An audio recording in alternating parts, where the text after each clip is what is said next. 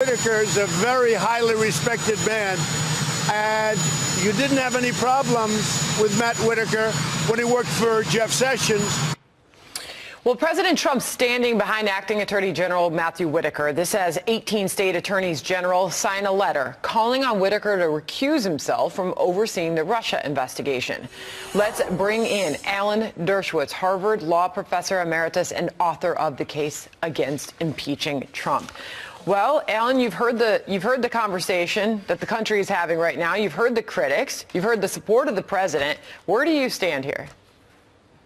Well, a number of these attorney generals are people I know and I have a lot of respect for, but I think this particular petition is somewhat hypocritical because what they want is for the investigation to be conducted by Rod Rosenstein instead of Whitaker.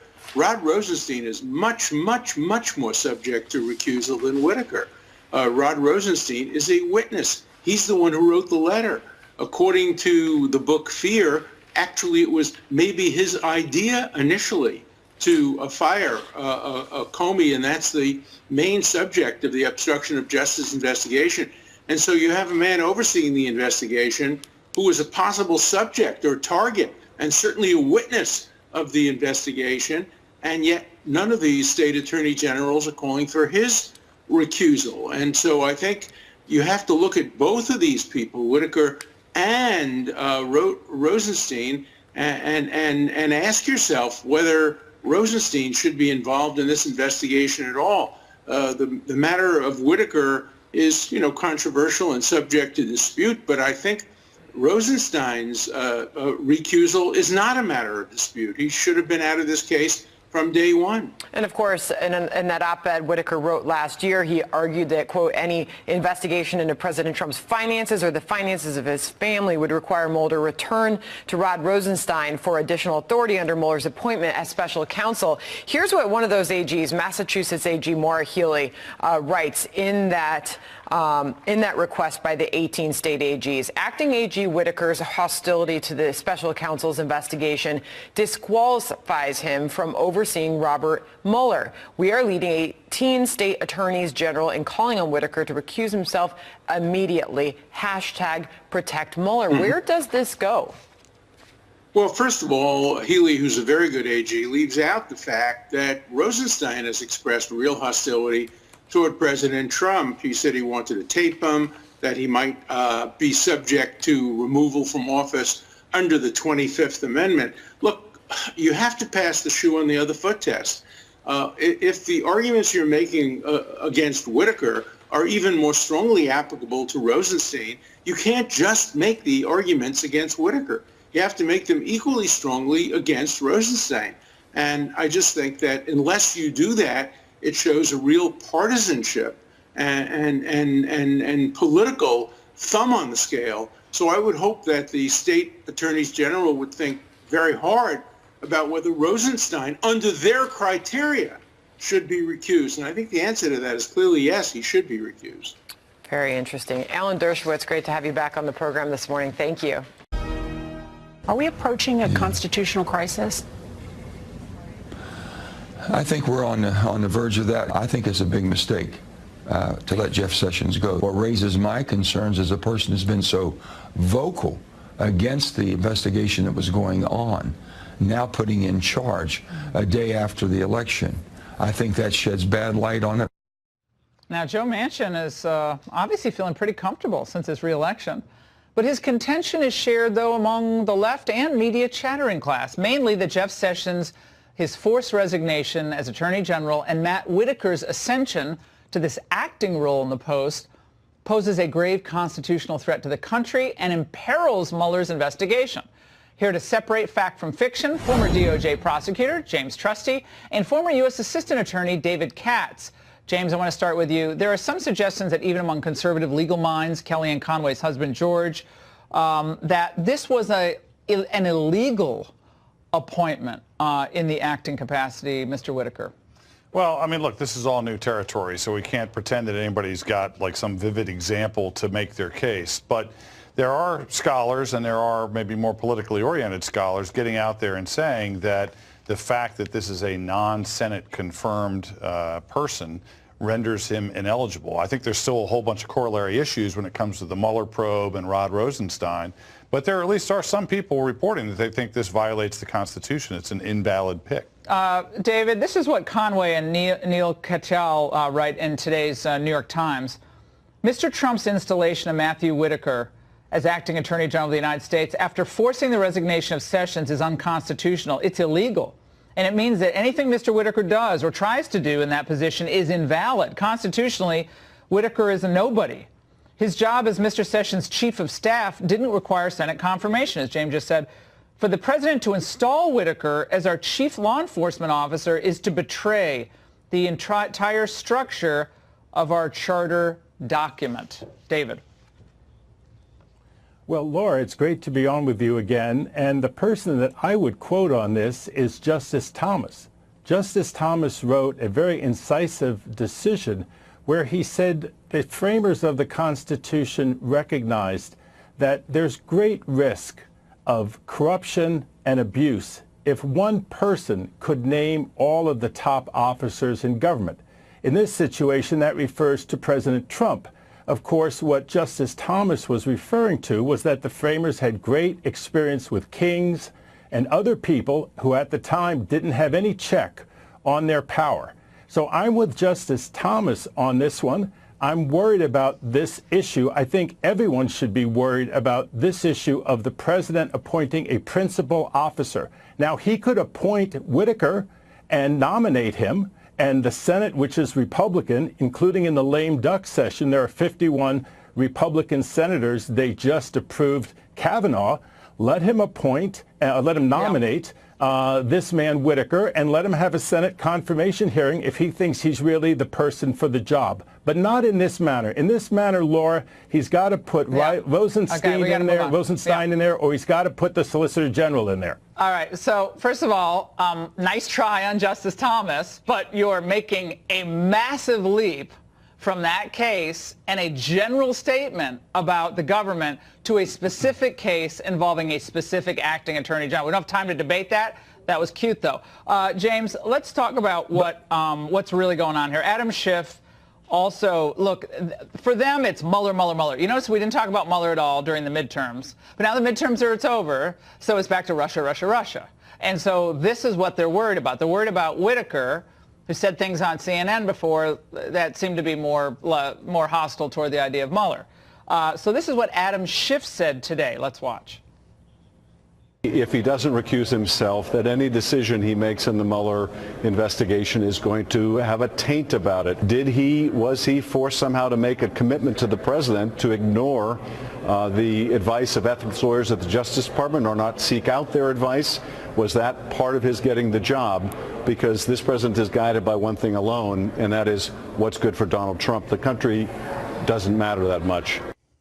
Again, ignore the pejorative. That's just typical Adam Schiff. But he's making the Conway point about, okay, anything he does is thus invalid. Today they announced the new rules, or what they want to be the new rules on the migrants coming in, specifically a change to asylum law. Now, Jeff Sessions was all on board on all of this, by the way, but that you would have to present yourself at a port of entry, not just coming across the border and then saying, I want asylum. Is that what they're setting up here? So anything Whitaker is a part of, no can do? And does that survive legal challenge? Well, I mean, again, uncharted territory, but they're certainly setting up a situation where they're inviting litigation at every stop of the way. And for the Mueller probe, I would just say, really the key is still Rosenstein. Rosenstein's a Senate-confirmed superior officer. If he has any voice on the supervision, then there's really no issue there in terms of the appointments clause. But if they clean house, if Rosenstein leaves, then you really have a pretty viable issue about whether Mueller loses inferior officer status and becomes somebody subject to all sorts of motions to dismiss or motions to quash subpoenas. So it's inviting litigation, but nobody can act like this is essentially, the Capitol is on fire and that we're about to lose our democracy. Yeah, the whole democracy. Hey, David, real quick, a friend of mine mentioned to me today would have been a kind of a neato move by Trump to name Rod Rosenstein as acting attorney general. He's already overseeing the Mueller investigation, like, big deal.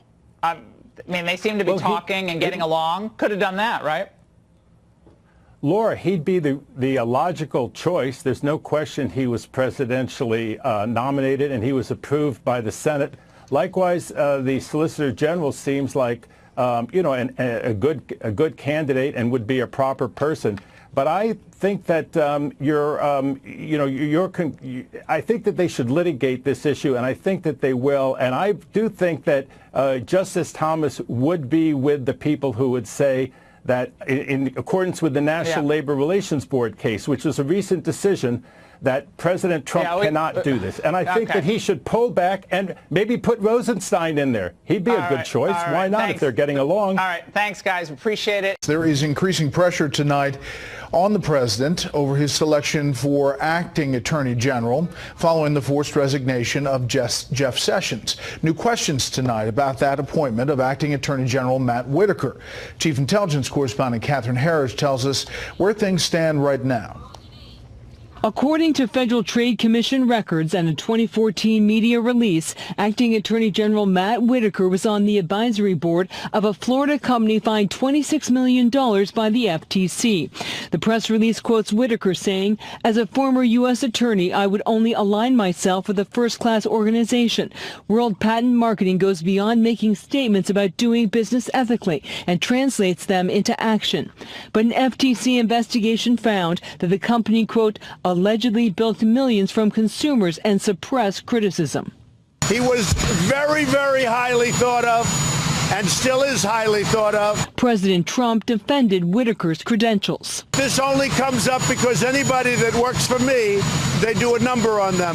But seemed to distance himself from Whitaker despite an earlier acknowledgement. Now, in all fairness to Matt Whitaker, who again I didn't know, okay, other than through reputation. I can tell you Matt Whitaker is a great guy. I mean, I know Matt Whitaker. The House Minority Leader said the Justice Department's shakeup goes beyond derailing the special counsel. Primary purpose is to interfere with Mueller. It was, of course, to distract from the big defeat that the president suffered in terms of our taking the House.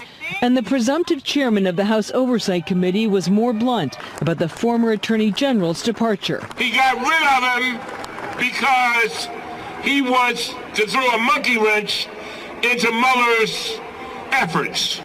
Today, a federal appeals court ordered special counsel Robert Mueller to explain how this week's Justice Department leadership change would affect an ongoing lawsuit over the scope of the Russia probe. Mueller and lawyers for a former associate of one-time Trump advisor Roger Stone have 10 days to respond. Brett. Catherine, thank you. You're listening to the Laura Ingraham Show, 855-40-LAURA. Joseph Clark, former lawyer for the Florida Secretary of State during the 2000 recount. He's going to stop by. Your reaction to this Antifa nationwide intimidation and, frankly, terrorist campaign. This is a terrorism against free expression and individuals living in peace. This is an ongoing attempt to terrorize people. The Justice Department needs to act with the full force and the authority of U.S. law against this organization. And those who are funding it must be exposed. The Antifa is all about exposing people. Let's find out who's behind this. Let's find out who's behind this and why. 855-40-LAURA. Don't worry, we're ready. This is how we roll.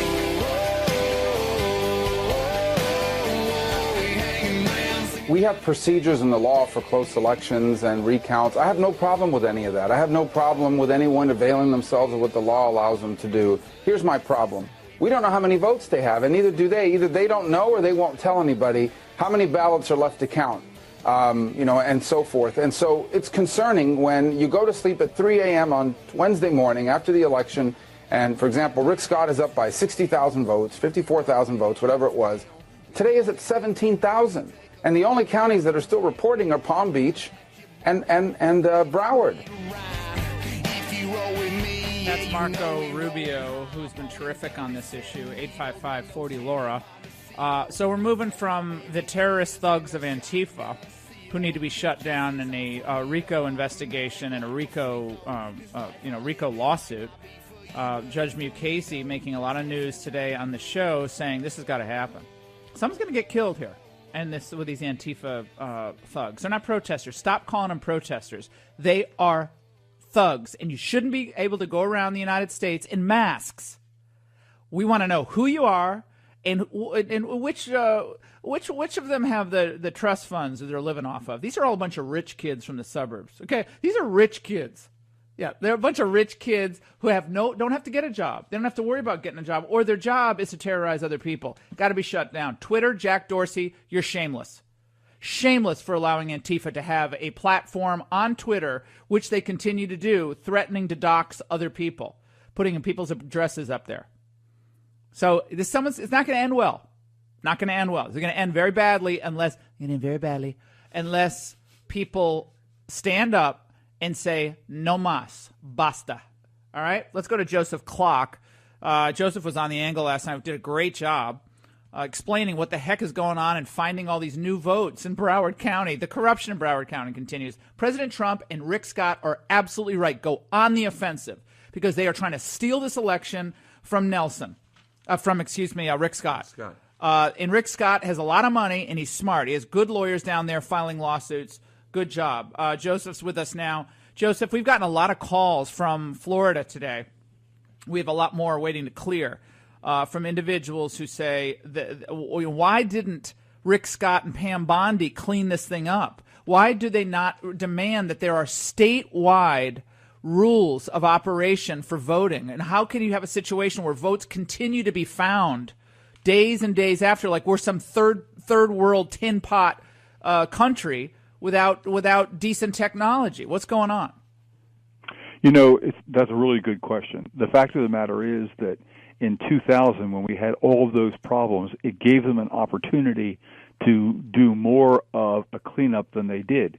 When you have a situation where every county has its own supervisor of elections, even though there's a unified system with respect to having, the canvassing boards and that kind of thing, and they involve judges and also involve people from the two parties, it's ridiculous, and it's the reason why we had the problem we had in 2000. If we hadn't had that system, we would have been in a lot better shape. What's going on in Broward County to me is just shocking. It's interesting. You have all these people worrying about Russians involving themselves in our elections. We have a much bigger problem with Americans, not the Russians. Yeah, that's a great point. I don't know that there's a great number of Russians working in the supervisor of elections office in Broward County, but what's going on there is wrong. I mean, in Dade County, they spent, I think, 3 hours looking through some of the contested and provisional ballots and finished the whole thing up, and they're still finding ballots in Broward. There's something seriously wrong there, and I'll tell you what. I think it's wonderful that the governor has filed his lawsuit. He has good lawyers, and it'll be looked at. But frankly, I think this is a matter for the federal government. I really do think that when you start interfering with people's right to vote and that kind of thing, that I would hope that the president actually is involving the Department of Justice to take a look and see what's going on down there. Right. Why isn't this a Voting Rights Act issue? The left throws around the Voting Rights Act and claims suppression at every turn. But why don't conservatives and Republicans do the same thing? You are diluting another citizen's right to vote. You're canceling it out by finding these new ballots and there's a report now that a ballot was sent to Minnesota. A woman returned it to Florida. And then they find these another stash of votes in some school or something. Oh, what? Well, it's just like something happened in Guatemala. My parents I'm blessed with two parents, one who's 92 and one who's 90, who are still well and functioning. But they live at home, and so when we had some problems getting ballots in Miami-Dade, they were very careful to make sure that they tracked ballots that were lost and this, that, and the other thing, and they were very professional, and we were able to get their votes in, and they voted. And these ballots, they're long, but they're not hard to understand. When in 2000 there was a really clever guy whose name, he's now a judge, but he was a professional when it came to balloting and that kind of thing. And apparently they have in the balloting industry they have an acronym TDTV, which means too dumb to vote, and that there's some people who simply are incapable, no matter what you do, of voting. But our ballot in Florida was long, but it was capable of being understood. And there's no excuse for this. And I'm really proud to be a Floridian, and it's very embarrassing to me to have this going on in my state. It really is. I mean, it